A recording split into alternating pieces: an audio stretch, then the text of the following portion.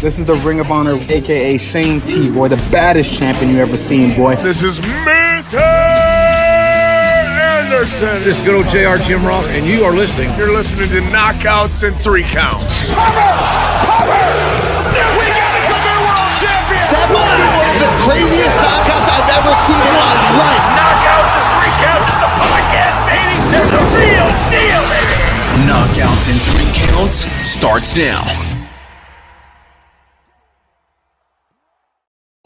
What up, though? It is another Tuesday. This is Knockouts and Three Counts. And before she goes and hops on a plane over there to Saudi Arabia and joins Islam and WWE and everybody else that's in Saudi Arabia, because these days it seems like everything happens in Saudi Arabia, we've got the debut of Zoe Nowicki. How you doing? Hi, I'm good. How are you? Not bad. You know, shitty weather in Michigan, but you got it as well. You're about to go ditch us for the good weather. So how you doing on a Tuesday? I'm doing pretty good. Yeah, I actually just got back from Georgia this weekend. A couple of my teammates fought, so I've kind of been recovering from that because we took the 14-hour trip down there in a van and then the 14-hour trip back. But yeah, Ooh, that's a drive. That's a road trip there. It was a road trip. Yeah. Who were they fighting for down there? Was it a amateur show, or what they have going down there? It's a mixed show, amateur and pro. It's called Conflict MMA. So we had my main training partner, her name's Fallon. She had her first amateur title fight, and then one of our pro fighters had a title fight too. So nice. That's what's up. For any of you guys who don't know, she's training out of Scorpion Fighting Systems, which we've seen many of their finest along the years. As anybody that's been following around the show, I've been around the MMA scene in Michigan since like 2006. So I've seen pretty much every gym that's popped up since MMA became a thing here in Michigan. So SFS has definitely been one of those that's been doing well with the likes of Josh Parisian and everybody else that's made their way into the UFC with James Gray over there. But we're not here to talk about them. Today we're here to talk about you.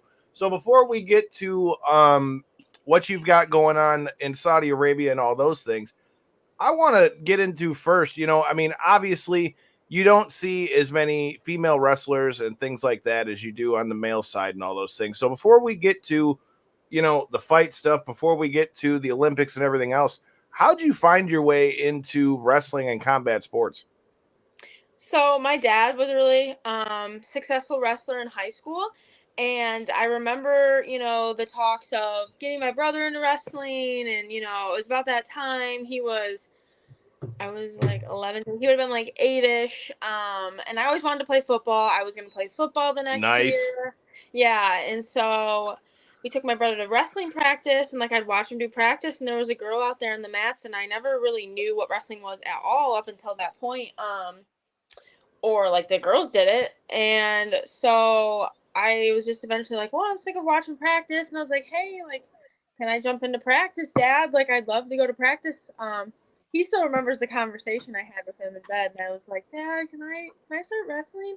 And he was like, But I started wrestling, and I remember my first practice ever, and I was really, really horrible my first year. I only won one match. I think it was my last match of the season, maybe. I don't know. But then I don't know why I stuck with it. I went back the next year, and it's kind of been from there. So I went to college for wrestling, and now I'm here. I've graduated college and doing MMA. So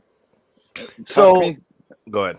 I was going to say real quick, talk me through turning that corner in your first year. I mean, like you say, keeping that dedication to actually figure out that this isn't something that you just did for fun and now are actually turning into something you are enjoying and eventually led you to college and so on and so forth.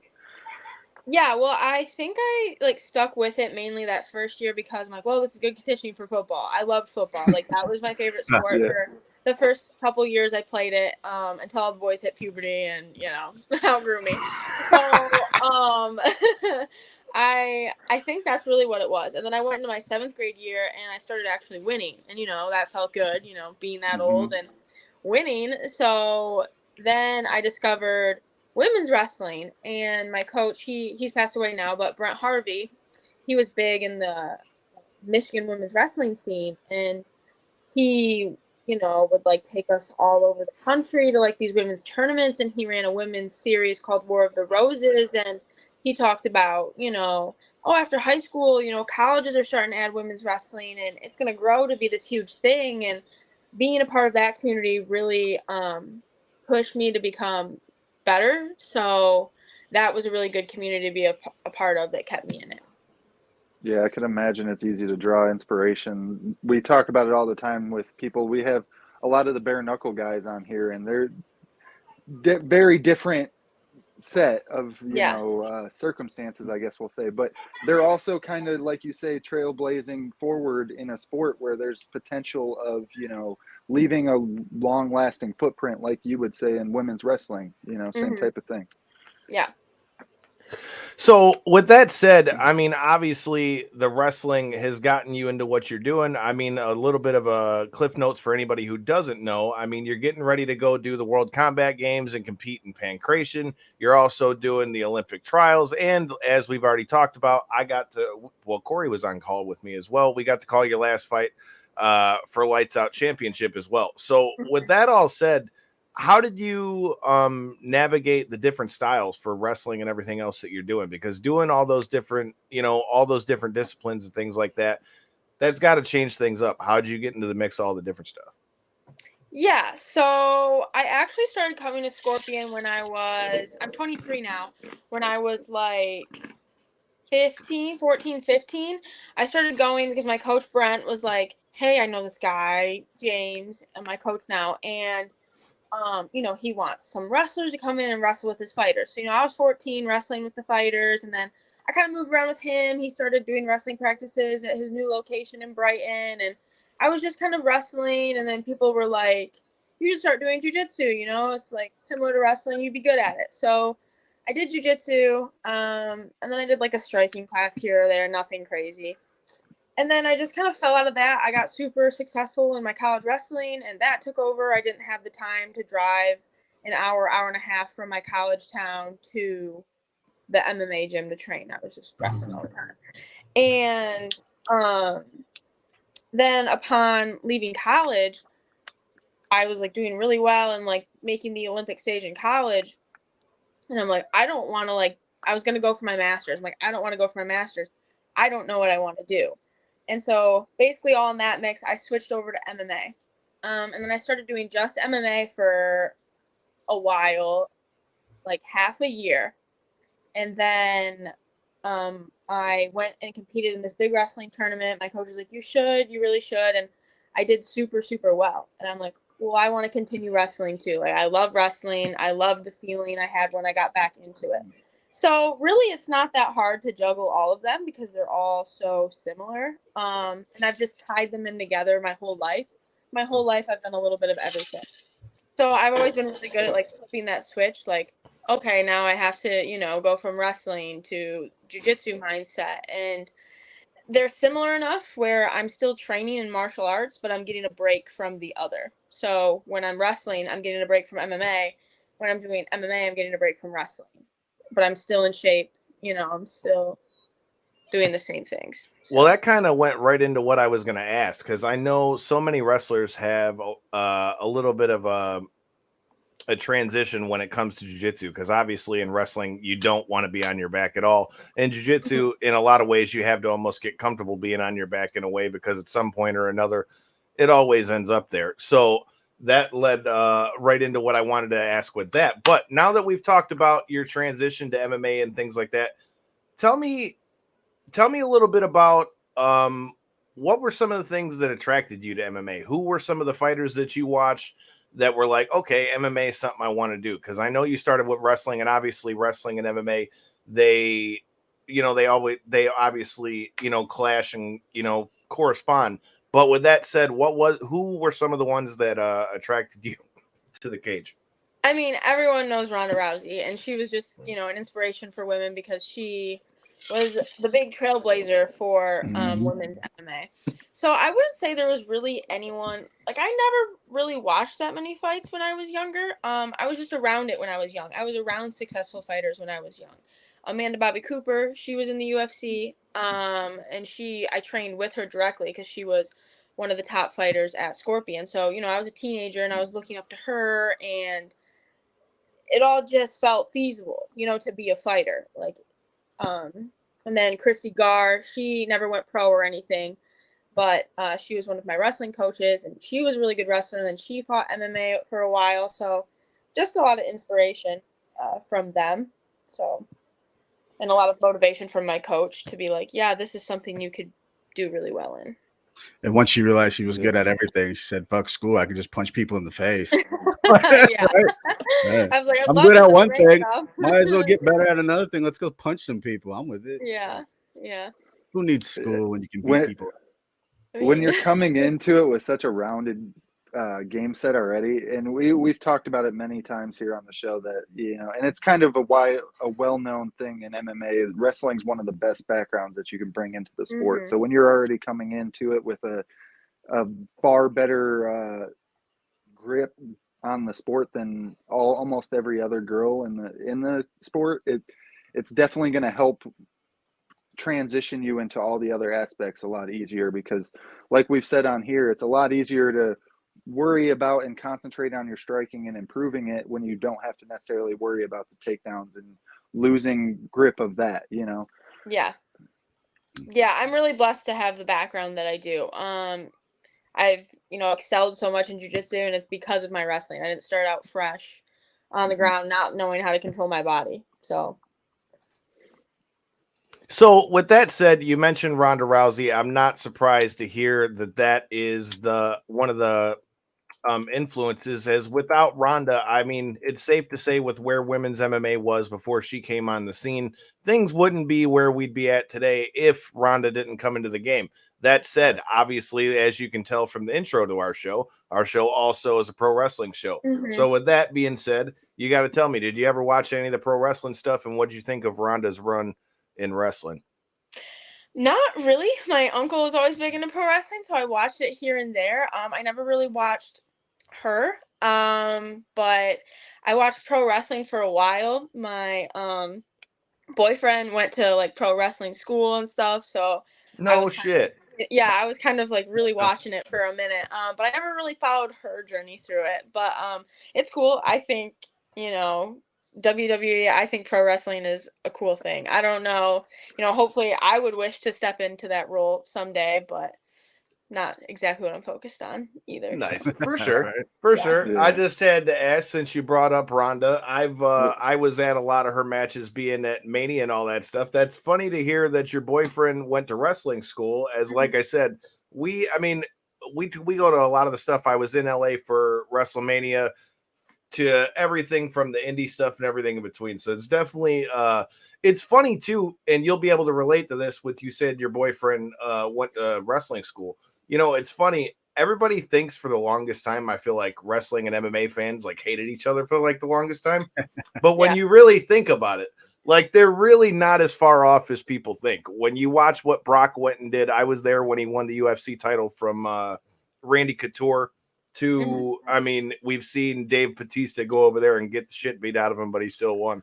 But yeah, man, it's just funny to see how much that stuff crosses over, and it's interesting to hear that that's something that people are even considering as far as like after MMA. Because I feel like, especially like I said, I've been around it since probably 2006. You didn't hear anybody talking about, okay, well, when I get done with my MMA career, I'm gonna go look at wrestling. That was like forbidden. You wouldn't hear nobody talk about that unless it was somebody who was a wrestling fan, like somebody like Josh Barnett, who we see who still goes back and forth. But with that said, you know, you've done your thing in the amateurs. We've already seen what you've done in Lights Out Championship. And before we talk about your move over into pro MMA, shout out to our sponsor. He was also the sponsor to Lights Out Championship, and is for most of them, Potter's Tree Service. Check out Asa Potter if you guys need to get your trees cut up, tree removal, tree trimming, chipping service, storm damage cleanup, walnut logging, or lot clearing. Asa's got you together. I know he was doing stumps out in Munsing. Check him out. Links in the description. But now that said, you know, I know when we were talking about you coming on the show and in the lead up, you said that you were targeting 2024 as your pro debut for MMA. So with that said, what makes pro MMA the next move for you? And once you switch over to MMA, pro MMA, you're not able to compete in stuff like what you've got coming up with the World Combat Games or any of that stuff, right? Once you turn pro. I think once I'm signed under a major organization, yeah, probably not. Yeah. I'd have to be assigned to like under Invicta or, you know, something bigger like that. But yeah. Okay, so as you cross over into the pro ranks, tell me how are you feeling about that? How do you feel the amateurs has got you prepared? How do you feel that the competition that you're getting to compete on such big stages like you're about to, how does that prepare you for a pro MMA career? Yeah, so I kind of look at my pro MMA as like, oh, it's a fight with a contract, you know? Obviously it's a big deal, like it's on your record, and it's very exciting. And I'm sure there'll be like a new pressure to go with that. But also it's just another fight. I've competed at a high level for a long time now. I've won a couple national championships in wrestling, so it's nothing like the big stage is like luckily something that isn't like too foreign to me. And I think that's what's made my amateur career so successful and like not super super long, just because I have the competition side down of things. I know how my body works, I know how my mind works when it comes to, you know, big competition like that. So I'm also grateful that I've had that background too. Yeah, With you, go ahead, Corey. I was going to say just a couple weeks back, we had former University of Minnesota wrestler Mitch McKee on, and same thing. He's made his ascension now through LFA and stuff like that, and he talked about the same thing, how competing under those bright lights, having the huge crowds and stuff like that, it makes these LFA events, and that's, you know, right at the cusp of the major organizations. And he's saying even that kind of it pales in comparison to the events that he was doing for the wrestling events and stuff like that. And it's, you know, it makes it that much easier to be able to perform in front of those crowds and stuff. Of course, it's a different event and stuff, but to your point, when you have that experience, nothing beats experience, you know? Yeah, absolutely. So with that said, you know, we've talked about the experience that you're getting in the world of from the world of wrestling and moving over into MMA. With that said, let's talk about what you've got on tap. So first of all, before we get into what you got at the World Combat Games, can you, for maybe some of our viewers that might not be as versed on what's going on with pankration, what's the difference between that and you're just straight up wrestling? Yeah, so this will be nice for hopefully a few of the people listening, because I know it's like been confusing for people. People are like, when is your fight? And I'm like, it's kind of a fight. So pankration is like a mix between MMA and wrestling. There's no cage. It's tournament style like wrestling. It's on a literal wrestling mat. There's like referees like there is in wrestling. There's a point system. But there is, you know, there's punches, there's kicks, there's submissions, there's jujitsu. So really, it's like a big mix up between MMA and wrestling. It's like a more aggressive wrestling and more gentler MMA. So that's how I've been explaining it to people. And how long have you been doing pankration for? Never.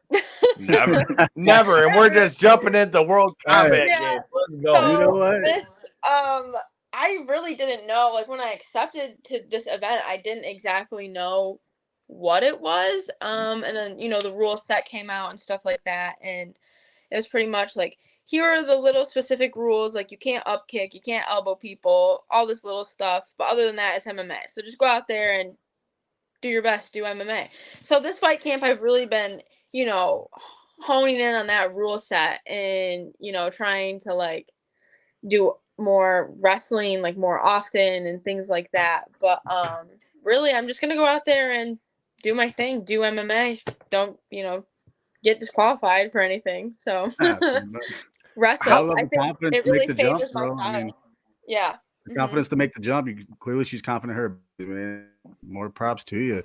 I'm watching it right now on YouTube as we speak, and the holy shit, that's it's definitely what she said it was. It's exactly you broke it down perfect to the T. This is MMA, lighter MMA. It's still looks pretty rough to me, but how much different is that from Sambo?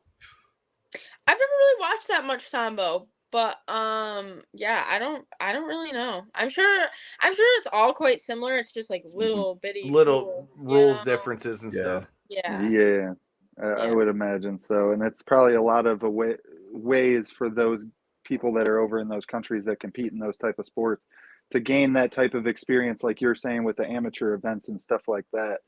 Yeah. It's very similar to that. I'm assuming for those guys to be able to build up their skill, same type of thing. So with that said, we talk about how you coming from the wrestling world, you've got the weight cut thing and all that stuff down. There's been a lot of news come through about how the UFC is getting rid of USADA and now how they have another drug testing agency coming through. I got to know, what do you think about that as somebody who's entering the pro ranks? What do you think about the whole thing? Do you think it's going to change things much? Yeah, I mean they're going under. I did hear they're going under another federation, right? They already got it. The Drug-Free Okay. America, Drug-Free Sports America, I think they're called. Yeah, some shit. Yeah. I Yeah. mean, at least there's something, but in my opinion, I feel like a lot of people are already on the juice anyway.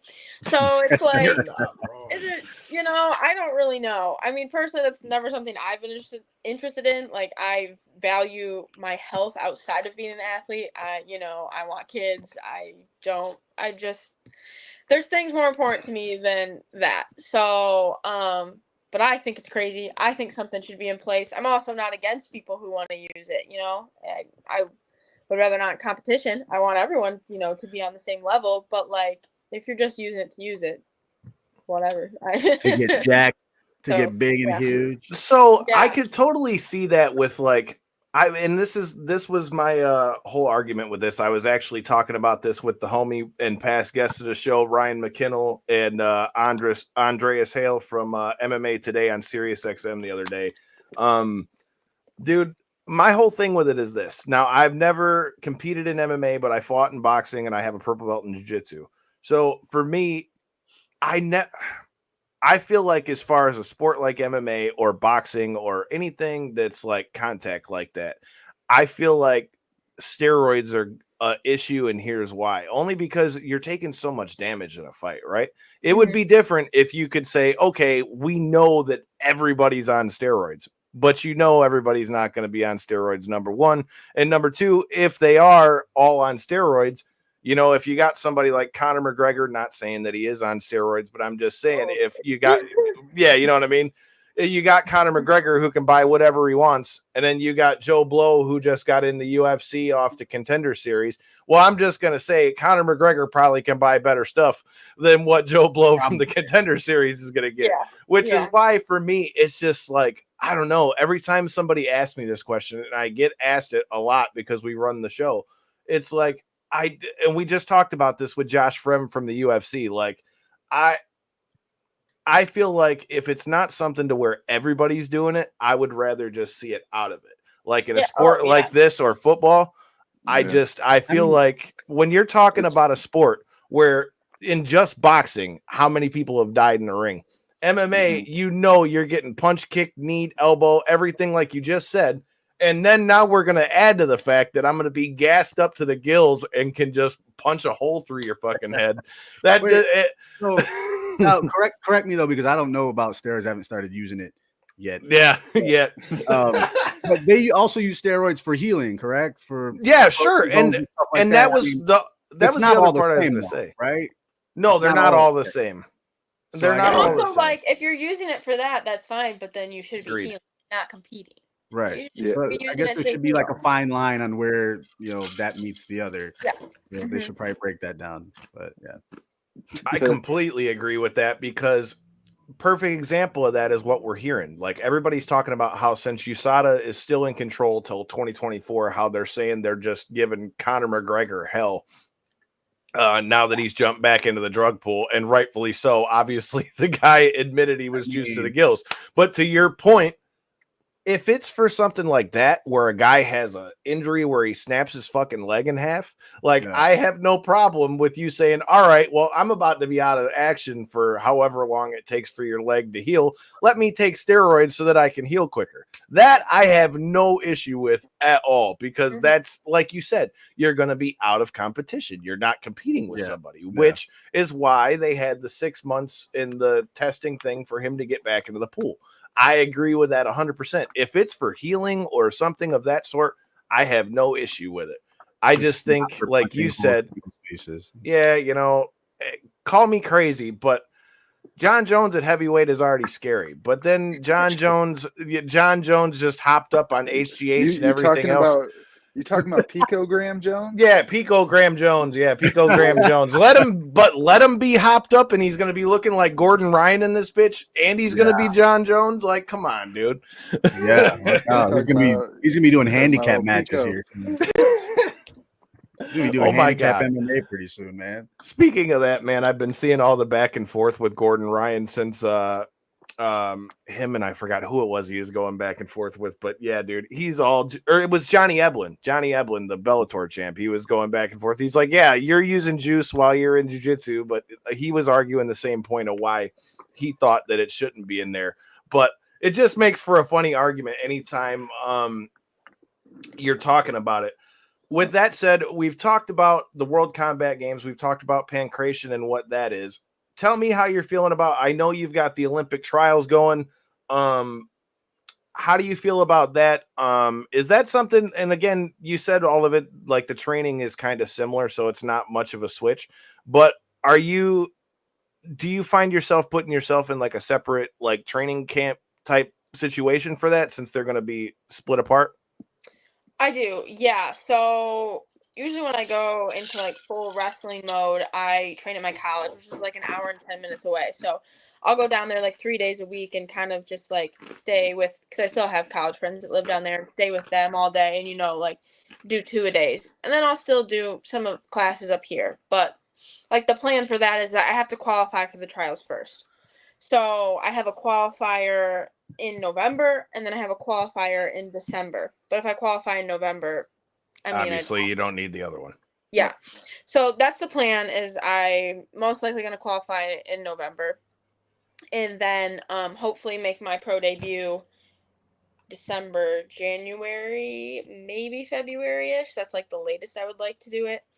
And then go full wrestling until the trials are in April. Go full wrestling until the trials are over. So sounds like a good plan. Honestly, it sounds like a good plan. But with the transition into your pro career, what makes kind of the 4-0 record? What are you at that point now where you're just comfortable enough in your skills, where you've increased your mind of the game, I guess you could say, in these last 4 fights enough where you feel comfortable to make that transition? What kind of clicked in your mind where you felt like, okay, now is the time? I do. I haven't really necessarily, I don't think I have anything clicked, because I still have thought about taking another amateur fight. Like, that's still not off the table. That's just kind of the tentative plan that's in my head lately. So it's still possible I have another amateur fight. But I think my wrestling is really dominant, and my jiu-jitsu is too. Like, I'm just well-rounded in everything, and I haven't really got showcased it yet, but I just feel confident in how I'm progressing, you know, and I think if we take my career, you know, on a smart path like we have been, I think I'll just continue to progress. I've only been full-time in the game a little over a year, and I've made huge leaps and bounds, so I know it's just going to continue to go that way. Well, I definitely would agree with that assessment. Like I said, we were cage side for the last fight, you know, and that's one thing that'll serve you very well as you cross over into the pro ranks, is because I feel like in 2023, you see a lot less of it, where you see a lot more people who are well-rounded in all areas of the game, where a lot of times you would see amateurs that were coming up and they only had like the one facet of the game. You getting to compete at such a high level in all these different disciplines is only going to make you that much more dangerous once you get into the pro ranks, because again, like you said, it just becomes another day at the office, which, with that said, you know, hopefully the next one is inside the lights out cage, so I get to call it again. But that said, I'm really looking forward to see how 2023 ends out for you and how 2024 plays out. With that said, we've got a hell of a list of fights that's coming up this weekend. So I know with you fighting and doing all this wrestling, I would assume you probably watch a bunch of the UFC as well. Am I right or wrong? Because we get a little bit of both. Some people are like, I don't watch many of the fights. Other people watch every fight. I would say I watch them a lot, but I don't like follow what's going on. It's like I know, a couple weeks out, I'm like, oh, these fights are coming up, but I don't like follow it. You know what I mean? So I'm like an in-betweener, I guess. Yeah, there's a big difference between the, like you say, the people that are like, oh, well, I know what event's going to be taking place, and then there's like the people that are like, well, both of these cards fell, both fighters for this weekend's card fell out and knew about it, as it's playing out, Yeah. I've heard about that, but I'm not like diving into it or I haven't, so. But all right, so everybody that watches our show knows we like to roll parlays and make our picks for these fights. So, ladies first. You said you know the matchups. What do you think about Volk and Makhachev running it again? And what do you think about the opponent switch for Hamzat? And do you think Kamaru is going to be able to handle the power up at 185? Honestly, I couldn't tell you much about that one, but I really don't know. Like when I think about, because I like Volk, I think I fight like him, so I don't know. It makes me want to root for him all the time. But yeah, I was just saying that today. I was like, man, I think I look like Volk. I think I fight just like him. But yeah, I don't really have enough opinion to. You're definitely really prettier than Volk, first of all, the football and all that deal. So if you're trying to model, if you're picking somebody to model your game off of, though, I don't think you can find much better in current MMA form than Volkanovski. That's for sure. So then, if you were in his corner, what would you tell him to do different this time around with Islam, especially with it being such short notice? Because this time he's taking it only on 11 days notice, where I feel like last time he had a little bit more notice than this one. So with that said, I mean, if you could change anything, knowing, and you said you fight a lot like Volk yourself, which I would agree with, how would you tell him to fight different against somebody like Islam?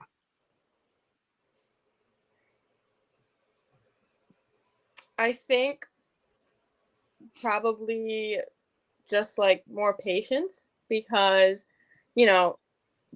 Islam, like he just is patient, like I think positionally he's very sound, and I think you just have to be patient and sound in your positions to beat someone like that. That's how I fight, and that's how I've won against people who are so disciplined in their game. Like I beat people in their own game every fight because I'm disciplined in my positions and I know what they want. So thinking one step ahead of him is going to be the key to it. How do you think it being in Saudi is going to be a big advantage for Islam, since he's like the fan favorite over there? I mean, because last time they were in Australia, so it was right in Volk's backyard. Yeah, I don't think, probably not, just because the same people follow it with the UFC, but maybe, I don't know. Like, travel is everything, so I don't know. That could affect people. Yeah. Is that something that affects you much when you're going into competition or fights, like being in somebody else's backyard or a hostile crowd or anything of that sort? No, I'm used to being the underdog, honestly. Like, I like going through wrestling, and growing up, I was never predicted to be number one at anything. I never really entered any tournaments, being the number one seed. Like all my national tournaments, I was never ranked number one. So not really. It's just part of it. I thrive off of being the underdog. So do you think it changes anything, though, now that you're reaching the stage of your career where you're not just traveling nationally, you're traveling internationally? I mean, making that long of a flight and stuff like that, you gotta put some mind fare into it, I would imagine. Or are you looking at it like a potential of a vacation, and you get to see a spot that you may not have ever went to, without this opportunity? That's definitely how I'm looking at this Saudi Arabia experience is, I get to experience such a long flight and travel and how it affects my body. The longest flight I've ever been on is 4 hours. So this is like a 24-hour flight process, a 6-hour time difference. And I'm really just trying to use this as a learning experience. None of the bouts go on my permanent record, yeah. So How many days out are you getting out there? like beforehand? Yeah. 2 days. 2 days. Yeah. Woo. I compete the 25th. That's a and lot of land the time to 23rd. acclimate. Yeah, and then we leave the morning after. So I'm literally there the 23rd, 24th, 25th. Leave very, very early the 26th. So do you got any flight pet peeves? Are you somebody that's gonna just try to sleep it the whole way? Do you got a book you're gonna read with it? Are you gonna watch movies? How are we passing this 24 hours? I have no clue what I'm gonna do. Go crazy. Probably try and sleep. Yeah. That's usually my go-to, or I usually have a few podcasts downloaded, which if any of you guys are new here and checking us out on Millions, make sure you check us out on Apple Podcasts and all those. You can check it out afterwards too. But with that being said, we also like to talk about some of the things outside of the ring, or in this case, the cage. So with that said, when you're not training and doing everything that you're doing, what do you like to do for fun? It's a lot of training. I've always been a workout junkie. I powerlifted for a long time. So Nice. honestly, I don't know if you count lifting as training, but I like to lift. I like Favorite lift? My favorite lift. When I was powerlifting, probably bench, honestly. Yeah, bench. So now deadlift. Badass. Yeah. Right. Yeah.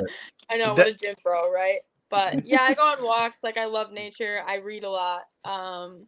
But that's really a lot of my time is training. So if I'm not doing that, I'm just hanging out outside. I disc golf, whatever I can do to get myself outside.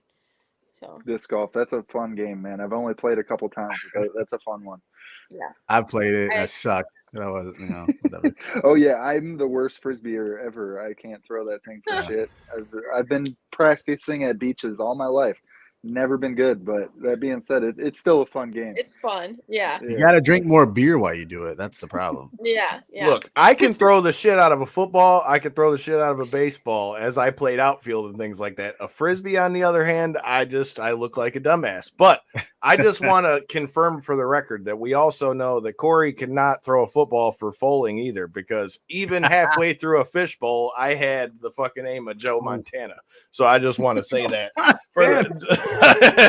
Dude, it was fucked up because he was airballing that shit and my ass was talking shit. Happy birthday, Brian. And he goes, well, you get out here and throw it. So I airballed the first one and I'm like, all right, I can't do this the second one. Threw that bitch straight on. I was like, that's it. I win. Bowling? What is this? Yeah, where you throw the football at the bowling pins. You ain't never played that before?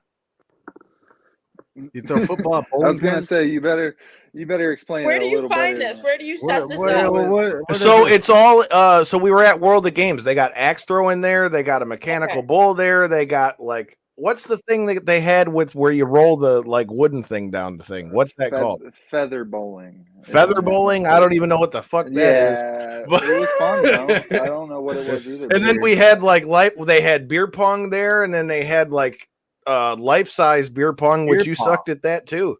Now we're talking my game. Beer pong. I know what beer pong is. They had the regular beer pong, but then they had the trash can set up in the beer pong spot, and you had to throw the ball in there. And Robin was kicking Corey's ass. Yeah, trash can beer pong. Usually I goes. must go to this.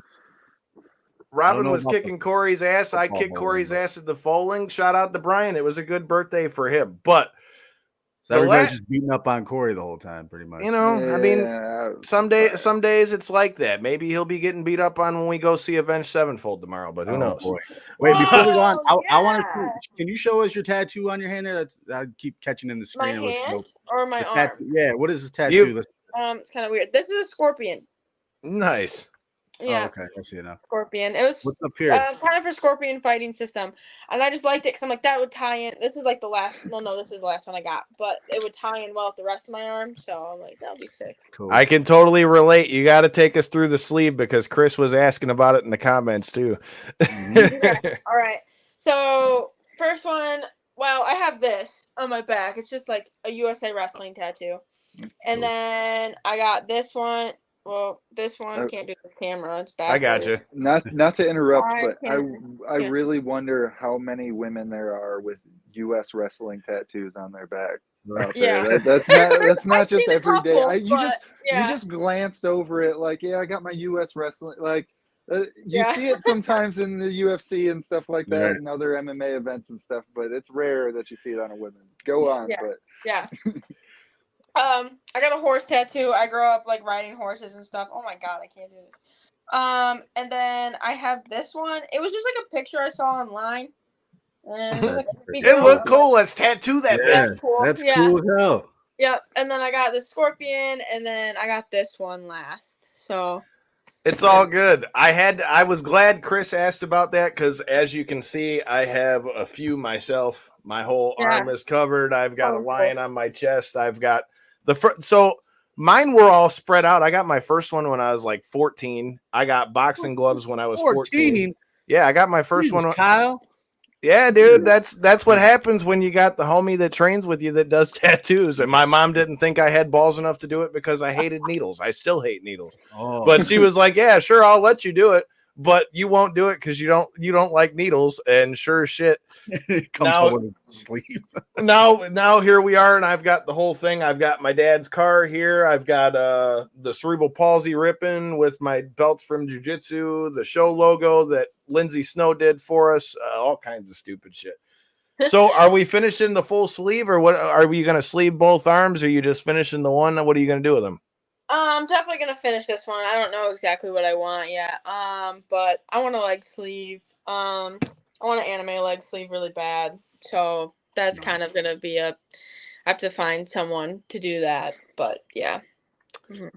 I like it. Well, I don't know, man. I feel like we've covered most of the bases in here. So we usually end the show when it's a wrestler with locker room etiquette, which also goes into the dumb shit that you'll hear around the locker room, like bring your own wrist tape, bring your own squirt bottle, keep your baby mama out the locker room, pay attention, still train, all kinds of dumb stuff when it comes to the world of wrestling. So to switch that into the world of fighting, fight week, whether that's for the Olympic trials, whether that's for the pankration thing or walking into a cage fight. Do we have any pet peeves? Do you have any rituals? Do you have any of that kind of stuff headed into fight week? Fight week for me is really just chill. I try to, take a lot of downtime. So pretty much just that. Nothing ritual. I really, I try and journal more, and I'm really, deep in my weight cut and like anxious, and I try and, slow my breathing and just really calm down and know that it's about to be over and I'm about to compete and then I'm about to get a break. So really fight week is just a lot of trying to calm myself down. How does the journaling help? Because that's something I've had recommended to me a few times. Like, does that help you a lot to be able to center your thoughts and things like that, not only for the fight, but outside of it? Or is that something you just do when you're in camp? I definitely do it a lot more like when I'm getting closer to my fights. I just feel like I need to get things out more and not to take it out on other people. So, I mean, a lot of my, people do it differently, but a lot of my journaling is just writing down exactly what I'm thinking. Like, I just think and I write it. So, yeah, it's kind of like meditative. Like, you're not just sitting, it's like you're getting it out. It's not just in your brain rolling. So nice. What's after the weight cuts are over? You got to tell me, because Corey's gotten to experience one of these for me and I get hangry. So with that said, after the weight cuts over, what are we eating? What's the go-to food once you're done with all that? Yeah, so I mean, I'm healthy. I'm eating a lot of carbs till after the event, but after the event, I'm like gluten and dairy free. It really messes me up. But I'll for a week, I'll eat whatever I want. Feel all messed up. But I have a plan for this one. This has been a really hard weight cut. So, there's this place out here it's in Potterville. I'm gonna give them business right now. Look at this. It's in Potterville, and it's called Joe's Gizzard City, and it's like gizzards and like fried food and stuff, and that's where I'm going after my fight. Oh, get it, man! Hell yeah! Yeah. Hopefully, get some good Saudi Arabian food. So Arabic Yeah. food. Yeah, yeah. There you go. I'm really wondering what it'll be like when you're actually over there trying to live that life for a couple days. Yeah. That's very curious. Yeah. So I gotta say, I definitely don't wish stomach stuff on anybody, but I can totally relate because I have Crohn's disease. So I totally understand this. So with that said, highly recommend our episode with Big Swole. You'll appreciate that. She's from AEW. She's got Crohn's too. So we talked about all that kind of stuff. But with that said, I feel like we've covered all the bases pretty much. So the floor is yours. If you want anything, you've got anything you want anybody else to know, let them know where to find you, where they can check out your work on the mat and anything like that. The floor is yours. Yeah, so I do a lot of my social media work on Instagram at eat.sleep.wrestle, or you can just type in my name, Zoe Nowicki. I also post like quite a bit of my updates on Facebook, just Zoe Nowicki or Zoe Nowicki. MMA is where you can find me. I'm pretty active on there, and that's where you can see, you know, where I compete, my links to everything, and yeah, just keep updated on me. So You heard it. Throw out the dates one more time for what you got coming up so everybody can stay up with what you got. okay, so October 25th, next Wednesday, I compete in pankration at the World Combat Games for Team USA. And then November 17th, I'll be competing at the Bill Farrell in New York City. And then January, February, up in the air still. So, yeah, that's what I got coming up. Hell yeah. So I'm gonna just throw this out there. You should definitely have like some kind of Halloween costume themed like singlet or some shit for this. That'd be pretty dope. Yeah. Oh shit, he's already Get Look, festive, man. bro, your nephew's Uncle Howdy mask is fucking epic. All right. So like Yeah, that would be what I would say. That thing was way too expensive for me to buy, but fuck that. But in the meantime, and in between time, shout out to our sponsors, Potter's Tree Service. Make sure you check us out. Make sure you check us out on millions.co. Go buy you a shirt. There's going to be shirts and all that stuff. All of you guys who were saying you missed the last drop on the shirts and all that good stuff, you can find it there. All of our stuff will be available there. And make sure you stay tuned because, you know, I heard there might be a big guest joining us this Thursday with all these pay-per-views coming up. So in the meantime and in between time, make sure you hit that subscribe button, share it out, let somebody know. Peace.